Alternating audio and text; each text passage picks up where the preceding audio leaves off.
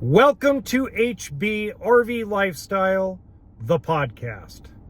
I am the host, the Honey Badger, here to give it to you straight and transparent about the RV business, as well as other things. Today is an interesting episode because I believe that Rev Group has made a big mistake, a huge mistake that will cost them in the long run. And I'll explain in a minute. First, I want to thank everybody. A lot of you have purchased merchandise through the store. A lot of you have made donations through the GoFundMe. There's been a lot of super chats and super thanks. Thank you for the financial support. I really appreciate it. If you guys would like to do the same, if you haven't already, all those links are in the description box below. Now, we are on the road again, so I apologize about the sound. But let's get started. Rev Group, if you don't know who they are, they own Fleetwood Motorhomes, Monaco Motorhomes, Lance Travel Trailers / campers, amongst other things.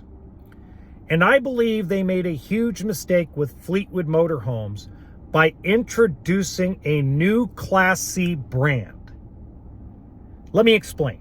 First off, if you want to read about it, I put the description or the article link in the description box below. Sorry. Blah. Here's the bottom line. Unless you are planning on dropping the price of this new Class C by 45%, this is going to cost you in the long run. This is one of those things, if you watch sales movies, if you watch the movie Boiler Room, which is an older movie, Vin Diesel and a bunch of other guys are in it, Ben Affleck, motion creates emotion. Motion creates emotion. Okay, that's true to a point. But new motorhomes are suffering more than Grand Design fifth wheels. And Grand Design fifth wheels have so many allegations of frame failure and frame flex and such a nasty bad name amongst the RV community. It's hard to imagine that motorhomes in general are having a tougher time selling than Grand Design Solitude and Momento. But there's a difference. And the difference is a motorhome for a basic entry-level motorhome with a slide, a generator, and an air conditioner is more than $110,000. So unless you're planning on getting back to that $69,900, $79,900 Class C, you're wasting your time. You're wasting valuable time and effort. I've seen the videos. I've seen the projection. I've seen the sales pitch. It's nothing different than what's already being built. They're not doing anything special. They're putting some more lipstick on it. But from what I can tell, hey, stop me if I'm wrong. Invite me out to the plant. In fact, I'll fly out of any of the desert cities to Fleetwood factory and prove me wrong. More than happy to do that. More than happy to eat my shorts too over it. Literally. But you're pretty much making the same mistake everybody else does. Oops, Coleman's not selling. Here, we're going to slap another sticker on it and call it something else. Oops, Palomino Pumas are not selling. Slap a different sticker on it. You know, we'll call it Luxury Edition. We'll add a fireplace and a sound bar and call it Luxury Edition. I mean, look, again, in these manufacturers' defense, and you know, I defend both sides, okay? In the manufacturer's defense, they're trying their best to keep their factories open. A lot of factories, more than likely, are going to shut down. Not maybe permanently, but for the most part, there's going to be some temporary shutdowns next year. And by the way, it doesn't matter who gets elected. I want to make that perfectly clear.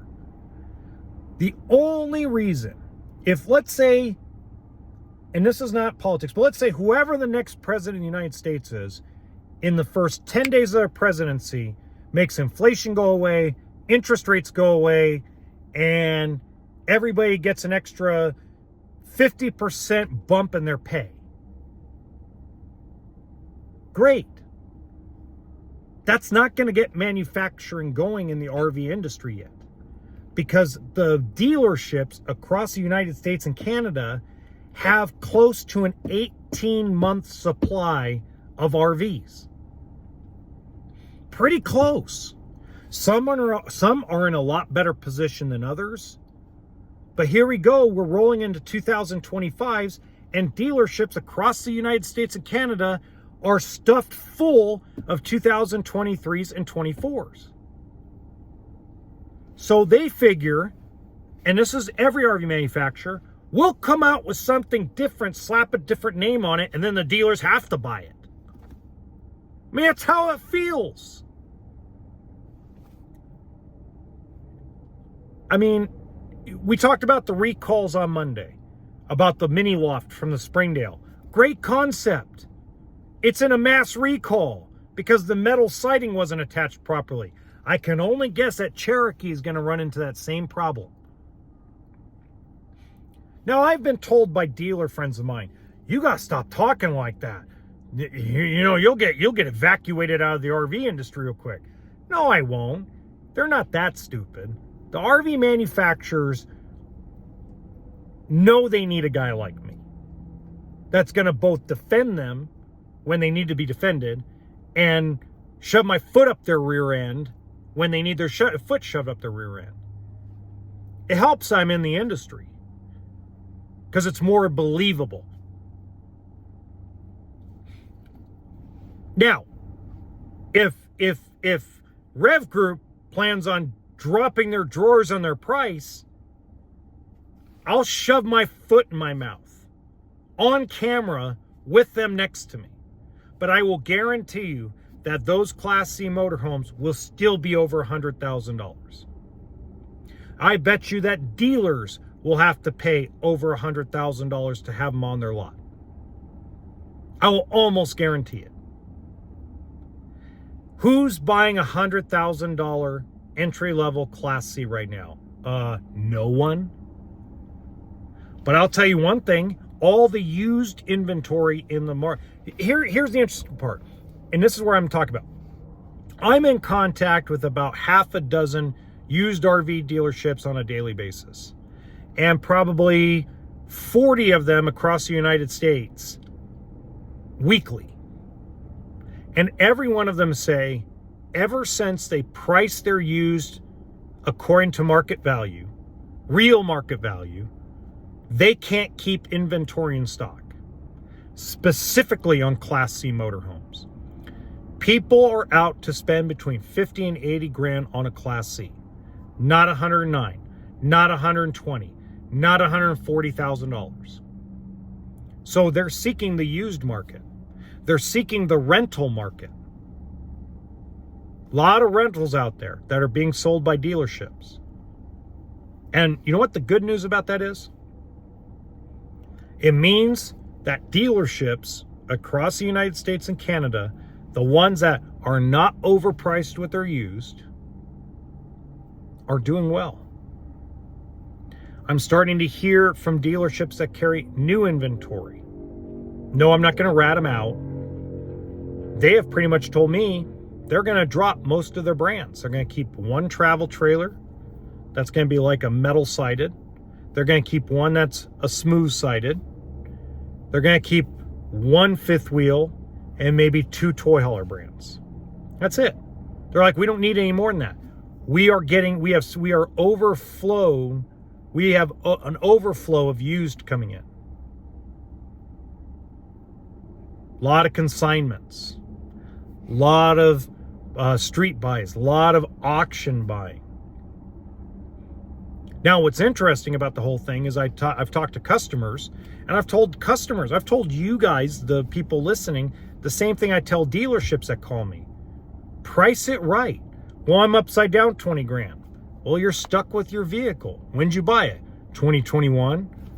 Did you have to buy it in 2021? No, but we didn't want to be locked inside our house. We didn't put any money down. I mean, I'm not trying to make people mad, because I'm starting to watch people unsubscribe because they get mad at me. And I understand why you're mad at me. I speak the truth, and the truth is very hard to swallow. If you're upside down, you're upside down. Either just keep it and use it, or find a way to come up with the money to pay the difference, even if it's retail. I have a customer that owes $99,000 on a 2020 fifth wheel toy hauler. That retail is worth about 70 grand. That's not even wholesale. That's retail what it's worth. That's what it should sell for. Zero money down. Went and got a loan through a credit union because they didn't want to put any money down, because just like he told me in a very polite manner, why would I ever put money down on a vehicle that loses value? I get it. People put zero down on cars all the time. I'm 100% understanding of that. But cars are a lot shorter term. And a lot of times you can get 1.9% financing, 0% financing on a car. That doesn't exist in an RV. And banks and lenders don't lend on cars the same as they do for RVs, for a reason. Fact of life. One of the major talking points that I'm trying to get across to people is there are a lot of buyers in the market. Okay? People have gotten off the couch.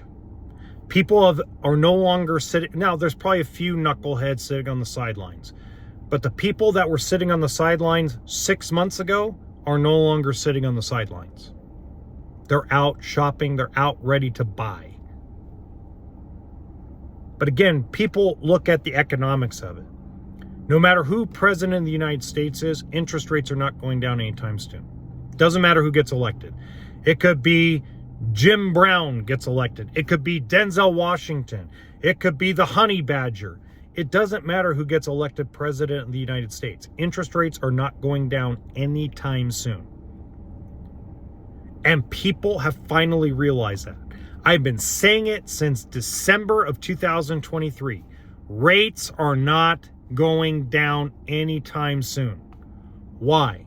Because inflation is still stupid high.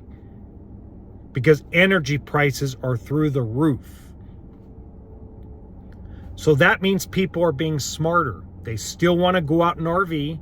They still want to live their life. And I'm noticing they're not as picky as they were 6 months ago. Ran into a guy that actually watches this podcast, and he bought a 24-foot Class C for $26,000. When he originally emailed me 6 months ago, I'm waiting till the whole market crashes. He'll probably comment in the comment section about this. I'm not spending more than 25 grand. I can find a 5-year-old Class C for 25 grand. It's going to happen. 6 months later, he settled for a 20-year-old Class C motorhome. Really nice one, too, a Lazy Days. It's a really nice Class C. No generator, but really nice Class C. I like it. They were really built well. I'm sad they went out of business. But stepping backward for a minute, if that guy's already in the market ready to buy, there's a lot of people out there.